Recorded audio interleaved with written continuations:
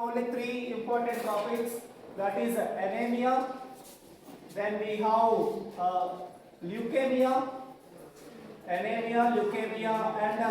bone marrow aspiration and neutrophil abnormalities.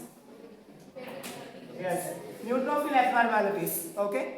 So these are the major topics and we are covering only these topics, and obviously there is one more topic, that is absolute values. So I'm not going to waste my time with absolute values. You already know everything, right? Normal TRBC, TWBC, platelets, HCV, PCV, not HCV, sorry, okay? Hematocritic values. You already know everything. Yes. So coming to the anemia. Last point. Today we are discussing about anemia. Tell me the basic definition. The basic definition of anemia is yes, reduced RBC count, then reduced hemoglobin count, reduced reduced volume of the blood, then it might also happen because of abnormal RBC shape and size. Size abnormality is called as anisocytosis. Size is called as anisocytosis. Shape is called as pichylcytosis. This results in anemia.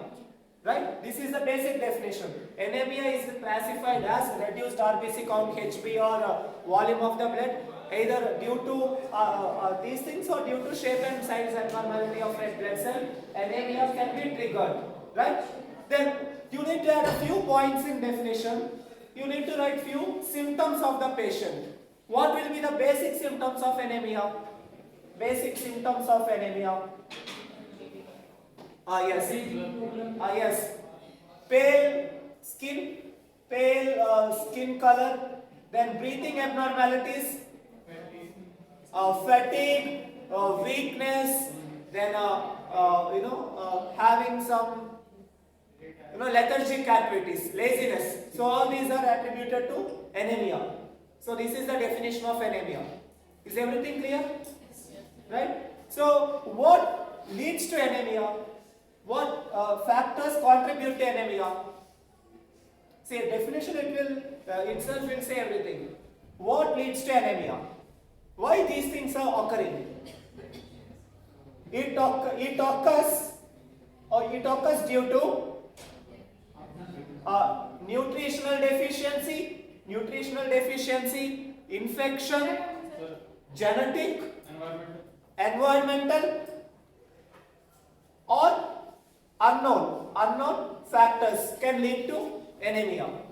So now you know what causes anemia, you know what is anemia, and you know what are the symptoms of anemia and how we will diagnose anemia. Tell me the basic diagnosis of anemia. So it can be basic lab diagnosis include CBC, HB, PCV, hematocrit. Okay, PCV means hematocrit and indices. Okay, these are the major lab tests that will give the insights of this one. Okay, anemia. So this is the best definition of anemia. So we covered all the points in a nutshell. Now you understood how to write a definition, right? Just with the definition you can impress the reader. If I like your definition, I won't read anything. Definition plays a vital role in getting good marks. Okay, write a best definition. You can use any writing tools, ChatGPT, Bard, anything. I need a best definition covering all aspects of that particular area. Then it will be best. Okay. So this is one tip of getting good marks. Writing proper definitions. Right? Alright. So still I'm getting noise. Okay. Then coming to the classification of anemia. So let us see the classification of anemia. Classification of anemia. So I will just keep I don't use PPT for slides, only for images. So this is a condition of a severe anemia in this patient. Okay, this is a severe anemia. Usually our eyelid should be in palish pink, right? Slight pink, right? But see here, there is no blood at all. So this is a very, very severe anemia, and this is one of the sign of anemia. Okay, I will show a few more pictures of patients. So here you can see mild to non-anemic to anemic condition. So there is a variation between anemic and non-anemic. So there is a pale pink, and another signs to detect anemia include either eyes or at the tip of the nail. Okay, if you pinch the nail, it should be still some reddish. If you don't see any reddish there, that is a sign of anemia. Okay, and also in severe anemic patients, bottom there is a small white line, right? That white line will be more at the bottom of the nail. That indicates it's an anemic condition. Actually, at the tip of the fingers, we have capillaries. Capillaries has a rich blood. When there is a less blood, obviously this will be whitish in color. So this is one simple indicator of anemic condition. Okay. The next one is iron deficiency anemia.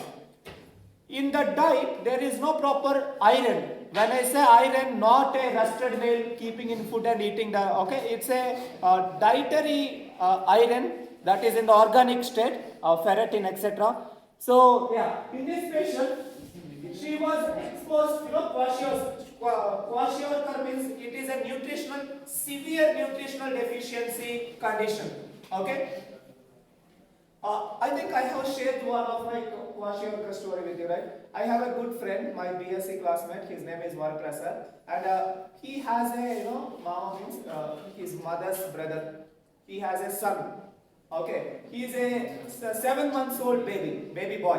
What happened? This baby boy became chubby.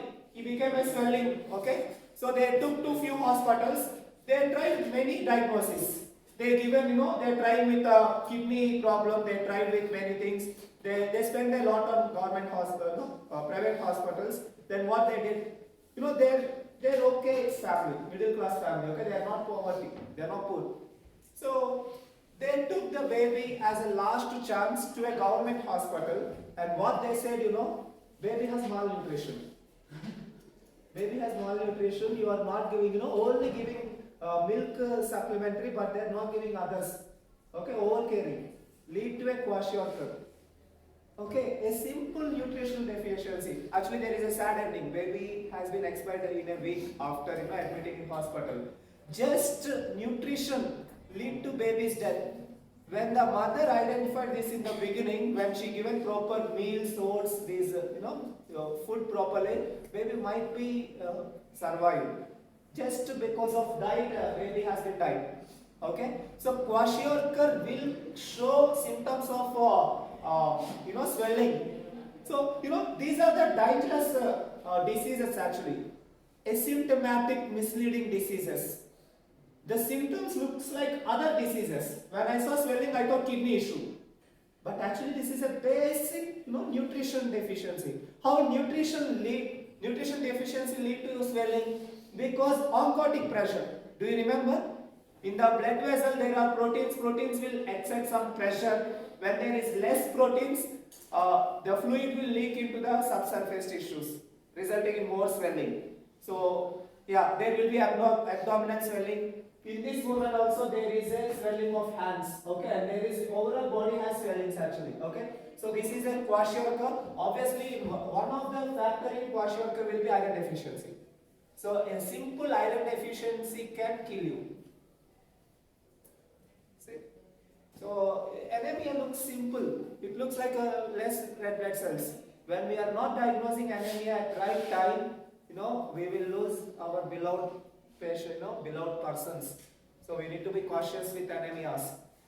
So by that, I will go with the classification of anemia. How these anemias has been classified. There are numerous classifications across many textbooks. Let us try with our classification. I think I can remove this. Yeah, anyway. Yes. So first one, etiological classification. Etiological classification. Etiology. etiology means classification based on cause. Actually, you are late, okay? I don't want to argue now. Etiology means based on cause. The meaning of etiology is cause. Based on the cause, some type of cause lead to an anemia. We will see what are the causes. So one is etiological classification. Then second one, classification based on RBC morphology. Classification based on RBC morphology. Okay. Then third one, classification based on pathophysiological mechanism. Pathophysiological mechanism. What is this pathophysiological mechanism? Physiology means you already know the normal functioning of body, right? So there is some abnormality in the physiology. That means pathophysiological mechanisms. Maybe the erythropoiesis has an issue. Maybe liver has an issue. Maybe kidney has an issue. Maybe spleen has an issue. Okay? The way the red blood cells are produced, their physiology might be disturbed somewhere, leading to some type of anemia. Okay? The mechanism defects leading anemias are pathophysiological anemias. Okay? Mechanisms and their associated anemias. Then based on severity, anemia based on severity. Severity, okay? Based on severity, anemia based on clinical presentation. Based on clinical presentation. Anemia based on clinical presentation and predisposed genetic predisposition. Genetic predisposition. What is this genetic predisposition means? Simply genetic disorders. By genetically you are exposed to some type of anemia. Maybe sickle cell.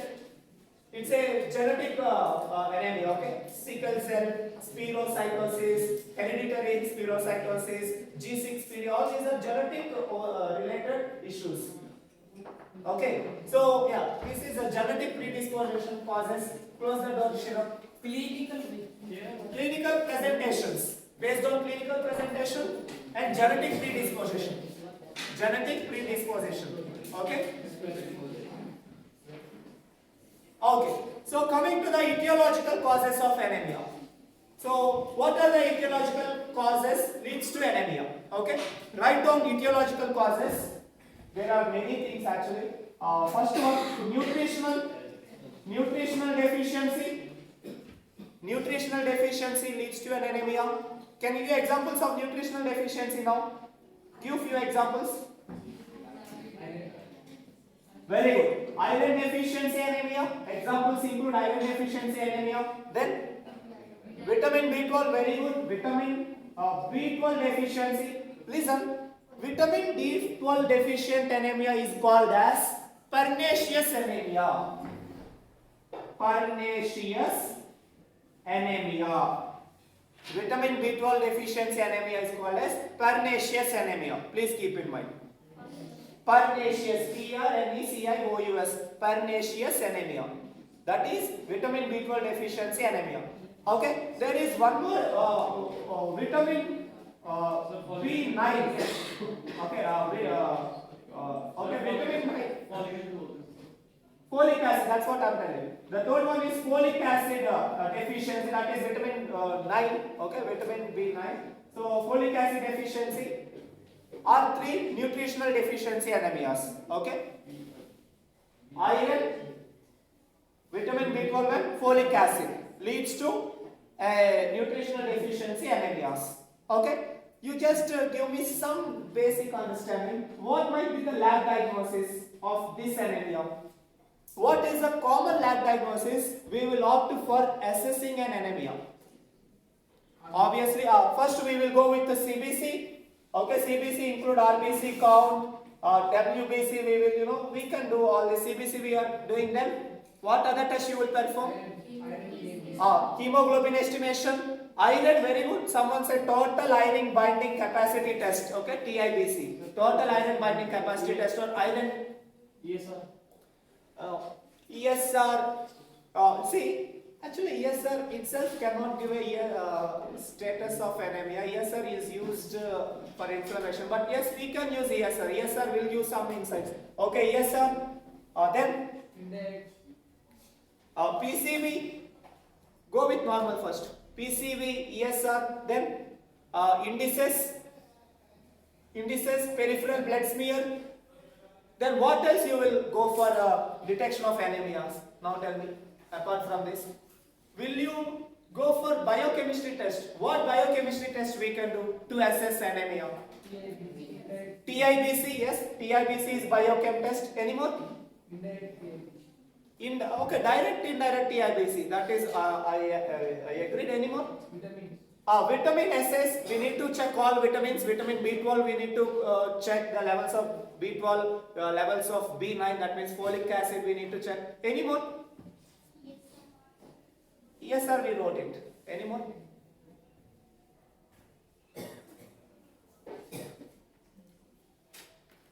There are another subtypes like vitamin B12 enzymes. What products lead to vitamin B12 synthesis? Those products can be detected in case of unknown cases. Okay, that we'll see in depth in that later. Okay. So yeah, these are the few common lab tests performed for assessing anemia. Then we discussed nutritional deficiency. Up to here clear, right? Any doubts? No, sir. No, right? Everyone pay attention. Please take notes of this. Okay, nutritional deficiency anemia. Then second one, hemolytic anemia. In cause only. I'm writing all causes. Okay. Second one, hemolytic anemia. Give me examples of hemolytic anemias. Very good. Thalassemia. Thalassemia leads to hemolysis. Then spherocytosis, hereditary spherocytosis. Here the RBC is like a ball. It's not maintained in the biconcave, so it can be easily destroyed. So hereditary spherocytosis. Any more? There is a famous example. G6PD. Yeah, G6PD. G6PD we will consider in genetics. Okay. Any more? Stomatocytosis. Yeah. RBC shape abnormalities. That means all anisocytosis. All anisocytosis can contribute to hemolytic anemias, right? Shape abnormalities, right? That means poikilocytosis. All poikilocytosis, all shape abnormalities can lead to hemolytic anemia. Okay, shape abnormalities. That means sickle cell anemia. Sickle cell anemia can cause hemolytic anemia. Okay, so these are the few examples of hemolytic, nutritional. Then next one, chronic diseases. Chronic diseases. Give me examples of chronic diseases leading to an anemia. Chronic diseases. Very good. Renal failure. Okay. Kidney failure, kidney issues. Okay, that will lead to a anemia. Any more? Chronic inflammations. Okay. Chronic inflammation, such as tuberculosis. In tuberculosis, there is a chronic inflammation. There is a chronic, RBC degradation. So that lead to anemia. Okay. In chronic diseases can lead to anemias. Then hemorrhage. Okay. Hemorrhage. What is hemorrhage means? Excessive blood loss is called as hemorrhage. Blood loss is called as hemorrhage. So hemorrhage can occur due to two types: acute and chronic. Acute hemorrhage means you met with an accident, there is a huge blood loss. And chronic, there is some internal bleeding since a long time. Okay, so chronic and acute hemorrhage. Then genetic anemias, genetic causes. Okay, genetic we correct at this cause we have a subdivision, predisposition. So what are few genetic anemias? Sickle cell, thalassemia, G6PD, spherocytosis. Okay, so these are few examples of genetic disorders. Then what else we can write? So this is all about this one. Okay. So this is all about the etiological classification. This is 5 marks and 10 marks question to you. Either you will get 5 marks or 10 marks. You need to write answer accordingly. Okay. How would discuss in detail about lab diagnosis of etiological anemia? Then you should tell all these things you need to mention, and you need to give a common lab diagnosis of all of these. Okay. So etiological classification clear. Any doubts in etiological classification? Huh? Acute and chronic. That's it. Okay. Then coming to the RBC morphology. The next classification is based on RBC morphology. There are two types. We already know these two. Okay. Based on RBC morphology, one is shape and other one is size. Tell me the size related anemias. RBC size related anemias. Tell me those. No. Size, not shape. Tell me.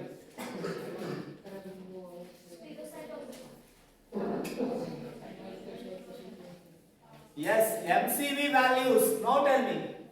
Macrocytic, microcytic and normocytic anemia can also happen. Just RBC is a normal size doesn't mean it is a normal state. It might be an anemic condition based on HB value. That's why we are taking HB also, right? So size abnormalities is called as a connective term. Anisocytosis. Anisocytosis. I might given a question in the paper like to discuss in detail about diagnosis of anisocytosis. You need to give me the values of this. So I hope you already know what is the normal MCV value. 88. Very good. 88. Recently I saw in Shemlingam up to 78 they given, 78 to 92. Yeah. Anyway, this is the normal range. It's in hematolitis, right? Yeah. Then shape abnormalities. You already know. Yes. Third one, normocytic anemia. Normocytic, normochromic anemia. Okay. Yeah. Then shape abnormalities I need not to discuss much. You already know sickle cell, stomatocyte, erisocyte. There are multiple morphologies of RBCs that you can understand them. Okay. This is all about the RBC abnormalities. Everything clear so far? Yes. Then some noise is there. Any doubts? Yes, Namja? Doubts? Okay. Akshay, quiet. Alright. Next, pathophysiological. What is this pathophysiological? So, I need to define what is pathophysiology. What is tell me erythropoiesis in a nutshell. So we have a bone marrow. Bone marrow has hematopoietic stem cells. Stem cells will undergo this erythropoietic cycle, right? Blast cell, normocyte, then we got late normoblast, then we got reticulocyte and mature red blood cell. Okay, fine. Bone marrow. Okay, then we have erythropoietic stages. Then we got a matured RBC. What if there is some problem in this pathway? This is the normal physiology of getting a red blood cell. When there is any problem with this pathway, such issues are called as pathophysiological abnormalities. Let me give you one example. There is a term for production of new blood vessels. That is called as proliferation. Production of new cells is called as proliferation. Proliferation means budding of new cells. Okay, arising of new cells is called as proliferation. Okay, that is the meaning of proliferation. So there might be some issues with proliferation. That condition is called as hypoproliferative disorders. Hypoproliferative disorders. Okay, hypoproliferative disorder means, listen, here the bone marrow is unable to create a sufficient amount of red blood cells. Why our bone marrow unable to produce red blood cells? Maybe patient not taking enough iron. That's why bone marrow is unable to produce. Maybe patient have issue with vitamin B12 absorption, leading to hypoproliferation. Okay, so such issues are called as pathophysiological. One is hypoproliferative disorders. Few examples of hypoproliferative disorders are iron deficiency, B12 deficiency, okay, or some unknown factors like drugs.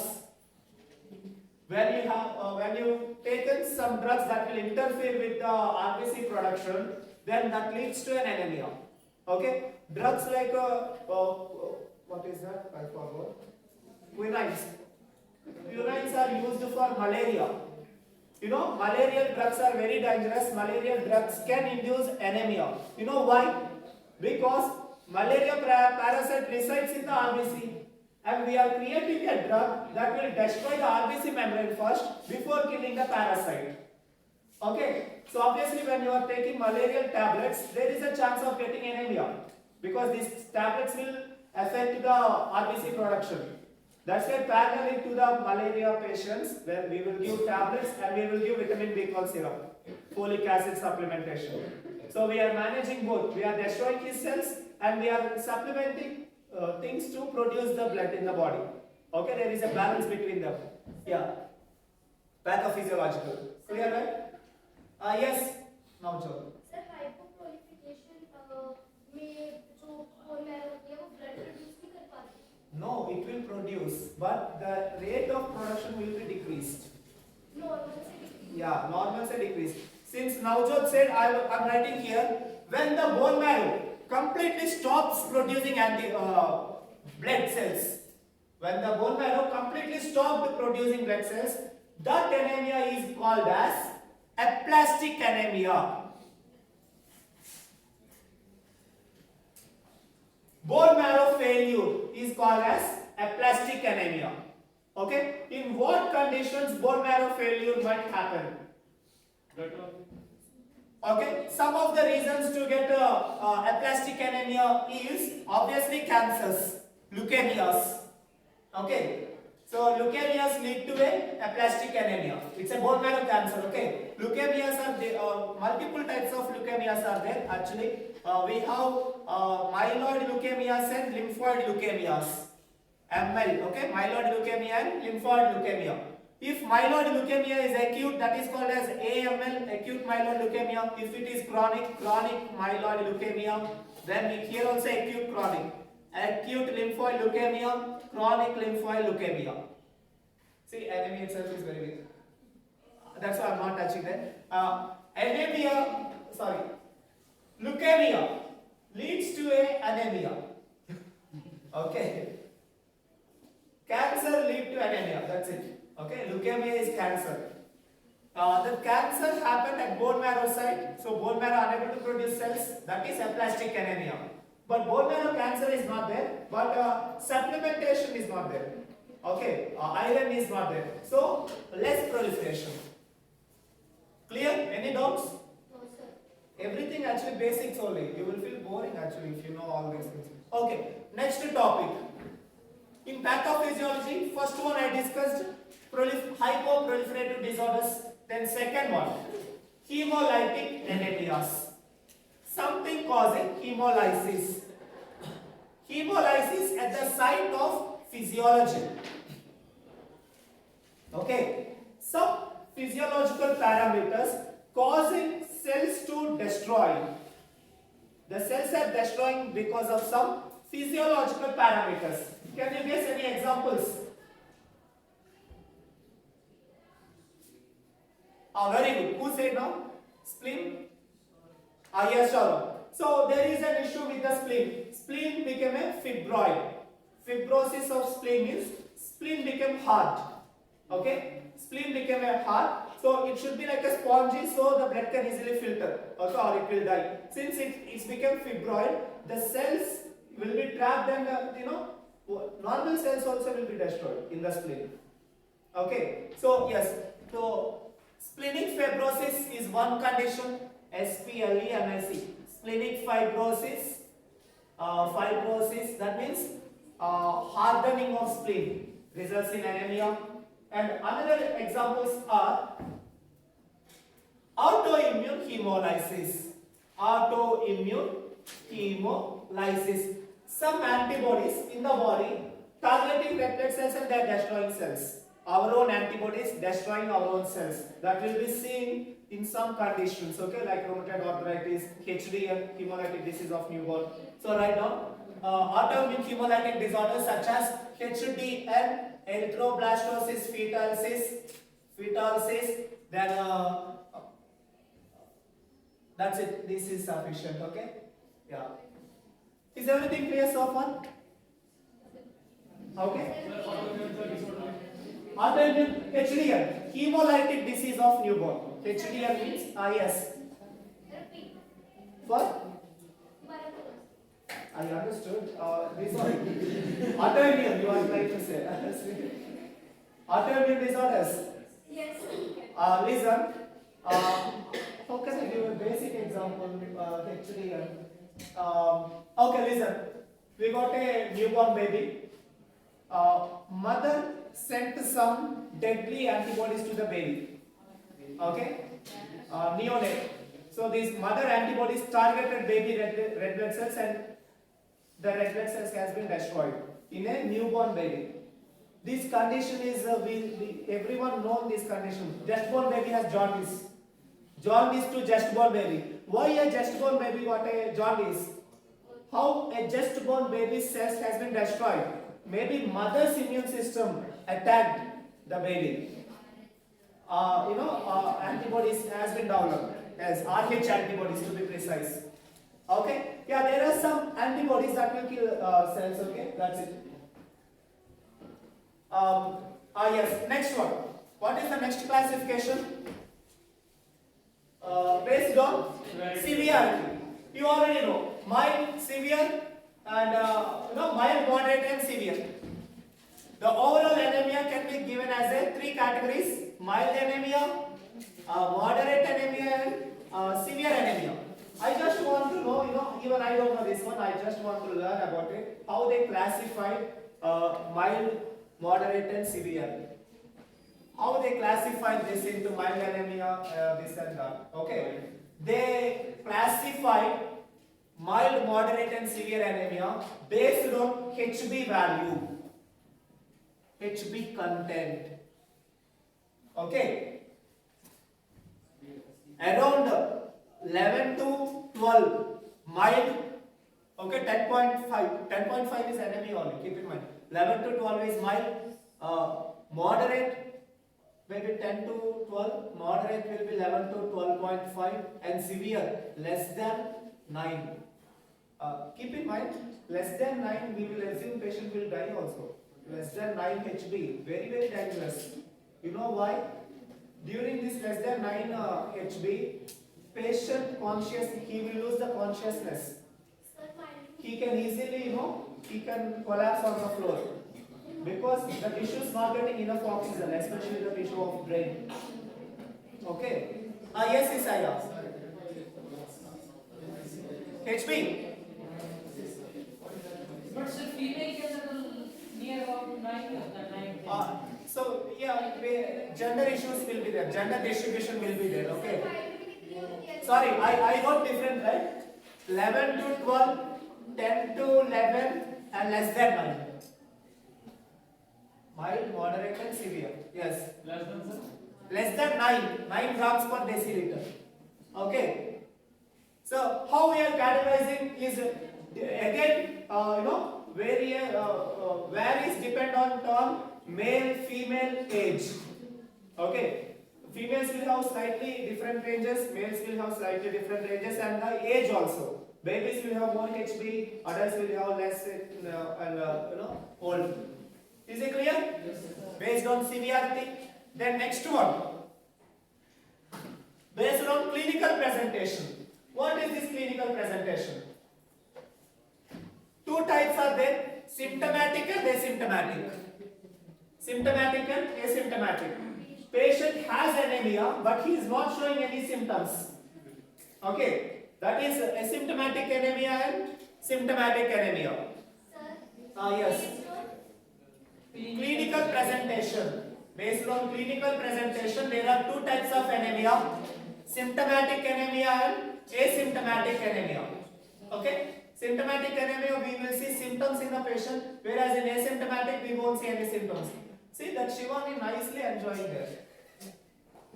Okay, anyway. Yeah. Yeah, that's it, students. Then genetic disorders. You already know the genetic anemias. Right? Tell me genetic anemias. Sickle, G6PD, thalassemia, spherocytosis, ovalocytes, all morphological abnormalities. Okay, that's it. Okay. This is the classification of anemia, and there is one interesting classification. I kept notes in my mobile. 1 second. Is it sufficient or shall I proceed? Yes. Listen. There is another classification of anemia. I really liked it. Let me take the notes. I saw in one textbook. I liked it. Where is it?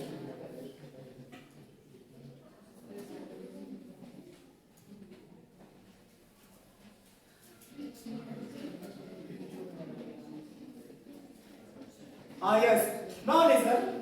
Anemia based on geographical factors. Anemia based on geographical factors. Geographical factors. Anemia based on geographical factors. What is this geographical factors means? Environmental. Okay, based on their geography, based on where the people are living, right? Not all diet will have all the things. The people who are based on meat diet might miss some things. People based on vegetarian diet might miss something. People live in tropical will have more vitamin D. Subtropical less vitamin D. All these things will be contributed to anemia, right? So let us see what are few factors leading to anemia based on geography. The first one will be nutritional factors. Nutritional factor is one contribution to geographical anemias. Then second one, socio-economic factors. See, very interesting. This I was surprised. Socio-economic factors. Okay, socio-economic factors means based on your religion, based on your lifestyle. Some people won't eat any meat, but meat will give some vitamins that is not supplemented by vegetative diet. Right? But here I have one doubt. I was somewhat speculative. We as a humans, we are saying when we are not eating meat, we won't get some proteins. Then what about elephant? It is completely dependent on vegetative diet, but it is healthy. Then I came to know the answer. We are not herbivorous by genetically. We are both. We are, what is that both is called as? Omnivorous. We are half meat eating and half vegetative. And I have seen the evolution. We are meat first, vegetative later. Until very recently only agricultural revolution came. Okay, in the human history. Before that we are nicely eating meat only. Just we are, we identified 5. We boiled meat and we are eating. That's why we have canine teeth. Canine teeth is only there for meat eaters. Okay. Molar teeth is there for plant eaters. We have both. Okay. And one interesting thing I saw in the online only. One deer. Deer, you know, right? Deer. So what deer did? And cow also. I have seen cow in my my own childhood experience. I was really fascinated. There is a cow and it's giving birth, and many people saying don't see it, but I was very interested. No, it's first you will get a amniotic fluid, then cow gave birth to a baby calf, right? Then very, very, very interesting behavior of the mother. The mother started licking the baby. Okay, I understood. Cleaning the baby, first bath by the mother. But what she did, later. Very, very, very interesting. She started eating the placenta. A cow started eating the placenta of the calf. That is that phenomenon is called something phagy. Why a herbivorous has this behavior of eating a meat?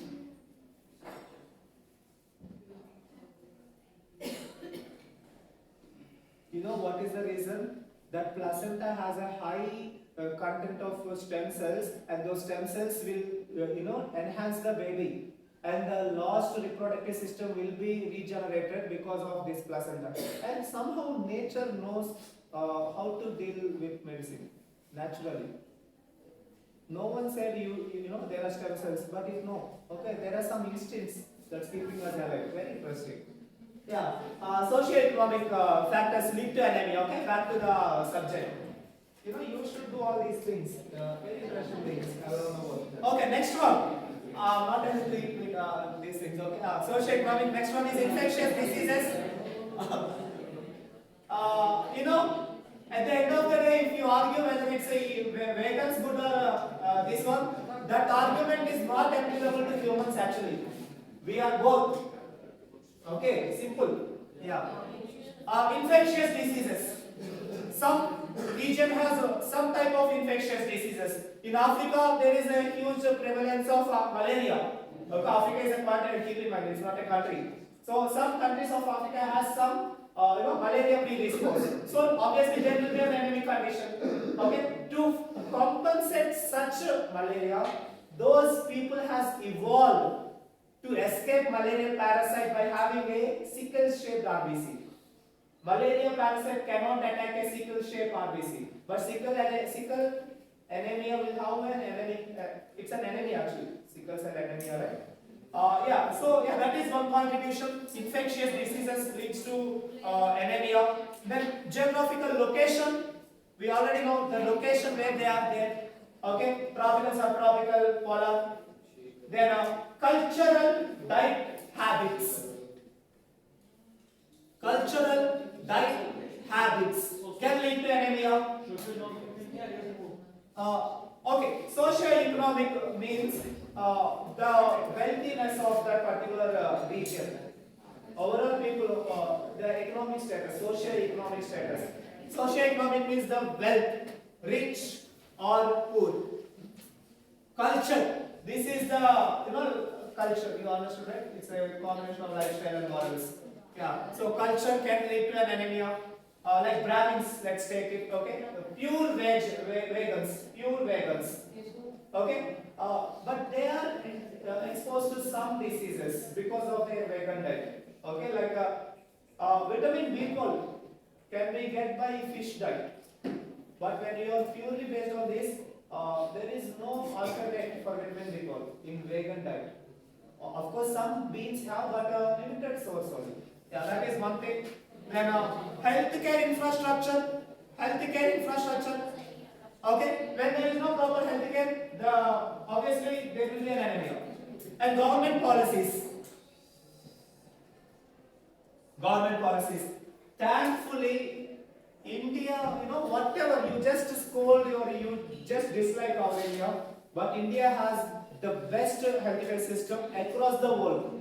Our budget is this much, but our people are very healthy with our limited budget. We have the best proved healthcare system in India actually. We should be proud as an Indians. We did some things very good at the things what we did actually. Okay, forgot about politics, but there are some good things we did. There is a ground, solid foundation is there. That's why we are doing all these, We are entertaining nuisance because we are healthy. First of all, we should be happy to keep us in healthy state by our government policies. Thank you very much. This is all about today. This is all about anemia. Yes.